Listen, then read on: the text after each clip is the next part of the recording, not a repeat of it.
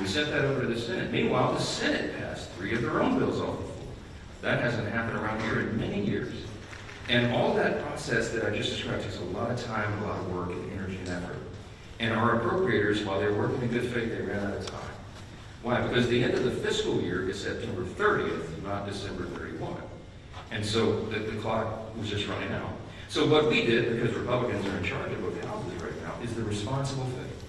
Leader Thune in the Senate and I in the House, we sat down with our appropriators and we said, let's come up with a simple stopgap measure to keep the lights on and keep the government open so that appropriators can finish this very healthy process for the people they represent. And so we put together a very simple, clean, continuing resolution. Why do we say it's clean? Because there's nothing to it. It's 24 pages. It's the bare minimum. It just says, keep the status quo, which, by the way, for all my Democrat friends, is the Biden-era policies and spending that we haven't been able to fix yet. We're in the process of getting appropriations done to repair all that, but we needed more time to do it. So in a bipartisan fashion, Democrats and Republicans got together and said, you know what, fine, let's extend this until November 21st. The Democrats in the House agreed to that. That was the date. We put that on the floor, we passed it out of the House in bipartisan fashion. And we sent it over to the Senate. Well, now we expected, I thought, that Chuck Schumer would do what he's always done. The man has served in Congress 3/4 of my life, I think. And he has given impassioned speeches over the year, most recently in March of this year, that you have to fund continuing resolutions. You can't shut the government down because it's irresponsible and painful to the American people. He was right in March. He is not right today, which leads me to fact number 2. Fact number 1 was how we got here. Fact number 2 is why are we in this mess? Why did Chuck Schumer change his tune, and why is he now saying exactly the opposite of what he said 6 months ago? A picture's worth 10,000 words, okay? This is a copy of the Washington Examiner. Zoom in on that, all right? You can't see this at home. I just had this on my desk in a big stack. I found it. This is March. This is published March of 2025, March 26th exactly. There's a picture of Chuck Schumer looking very upset, very angry, walking out with a box. And all the House Democrats depicted their character, saying that he's an enemy of democracy. Why is he an enemy of democracy? Because the far left base in the Democrat Party has turned on Chuck Schumer because he did the responsible thing to get the lights on. Why? Because they want him to show a fight against President Trump. So Schumer doesn't want to be in this situation again. So he said, my gosh, he got his staff together and he got the far left wing of the party. He said, what do you want? What do you want me to fight on? So they created a red herring. A red herring is a distraction. They decided that they would pick a fight on health care. Let me look right into the camera and tell you very clearly, Republicans are the ones concerned about health care. Republicans are the party working around the clock every day to fix health care. It's not talking points for us. We've done it. A big part of the One Big Beautiful Bill, the Working Families Tax Cut, was to fix health care. Health care is broken in America. It's too expensive. The quality of care needs to rise. We need more access for more people, and we have lots of ideas to do that. But that issue is for debate in the next 3 months. It always was. We have members working on that. The tax credit, the subsidy you've heard about that expires December 31st, there's a lot of thoughtful debate and discussion that has already been going on about that and will go on about that. But that's a December 31 issue. So Chuck Schumer is scrambling. He has to have an issue. None of their policies are very popular. So they decided to lob onto health care. And he decided to claim to all of you that is the issue with government funding. It is not. They're two totally separate things. The clean continuing resolution would simply keep the lights on so that the members in the House and Senate can have those debates on health care. We were always planning it. We have lots of ideas on the table on how to fix it. But we don't yet have consensus on it because it is very complicated. We have time to do it. The month of October is a critically important time for us to get the House and Senate working on that very issue. But they're delaying it because they needed the red herring. So in his desperation, get to fact number 3. In his desperation, they decided to create the red herring. They decided to claim that this is all about health care, which the September funding issue never was. That's a December policy issue. He tried to create it as a September funding issue. And in his desperation, they hastily filed an outrageous counter proposal. It is a wild wish list of big government liberal nonsense that we can't do. Their priorities that they crammed into this. I remember a simple 7-week stopgap funding measure, the CO, that we passed out of the House in bipartisan fashion, was sent over. And Chuck Schumer filed a counter proposal. Now this is his words, not mine. These are not Republican talking points. These are the facts. 2 exhibits real quick, as I've shown you before. This is page 57, an excerpt of his bill, section 2141, where you see right there that they want to repeal the health subtitle of the big, beautiful bill. The one big, beautiful bill, the Republicans got signed into law July 4th. The working families tax cut, we're so proud of that. There's so many amazing things for all the American people. A marquee piece of legislation. But among the most important were the reforms that we did to healthcare wide. Because Medicaid, for example, is broken. Medicaid doesn't work well. It's underfunded, and it was full of fraud, waste, and abuse. And we took our opportunity to fix that. And we did. So what did we do? We went into Medicaid and we said, we got to stop the waste and abuse. We got to make sure that illegal aliens are not on Medicaid. Medicaid is intended for U.S. citizens only, not illegals who break our law and come over the border. And we got to make sure that young, able-bodied men who do not have dependents are working and not riding the wagon.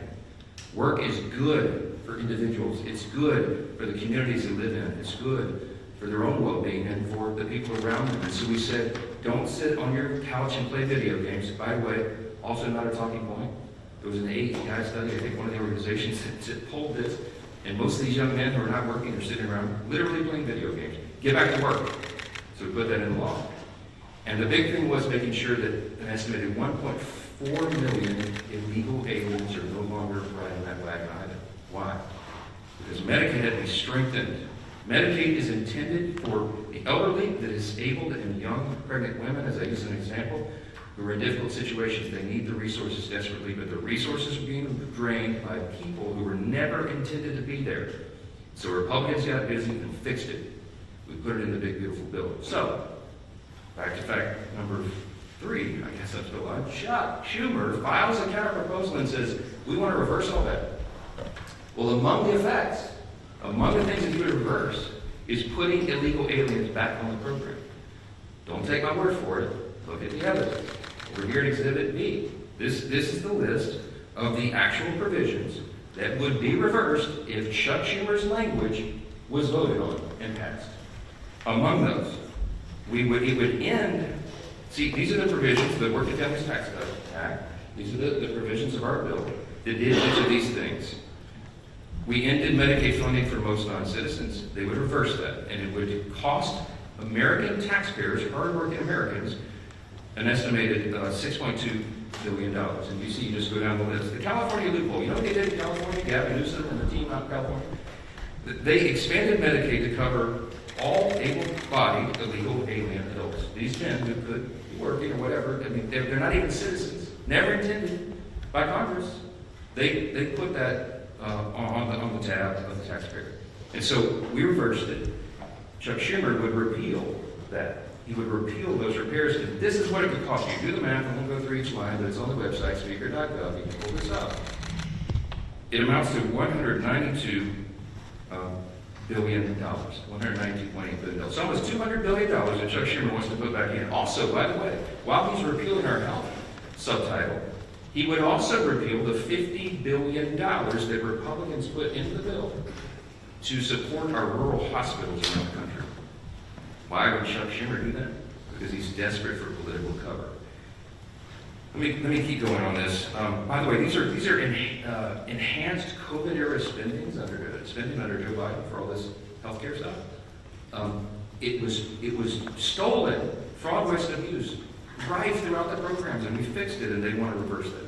By the way, this has always been what the Democrats wanted to do. You all remember, I know, the 2020 presidential election. We've all seen the video over the last week or so, where they asked every single candidate for the Democrat nomination on the stage running for president, is it your intention to give health care to illegal aliens who come into the country? Every single one of them raised their hands, including Kamala Harris, and that explains a lot of this. All right.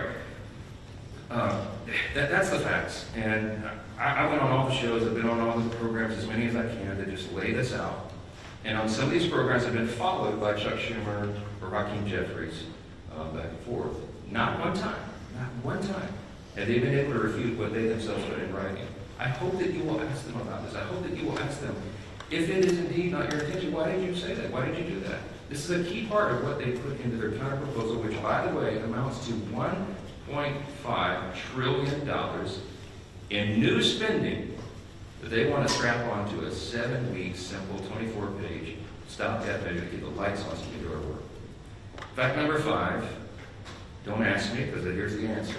Why aren't you negotiating? There's nothing for us to negotiate. The House has done its job. The House Republicans right now are working hard in their districts all around the country. They're meeting their constituents' needs. They're going and explaining and providing the answers, and they're trying to help them navigate through this madness. Some of our Republican colleagues, we had a big conference call on Saturday.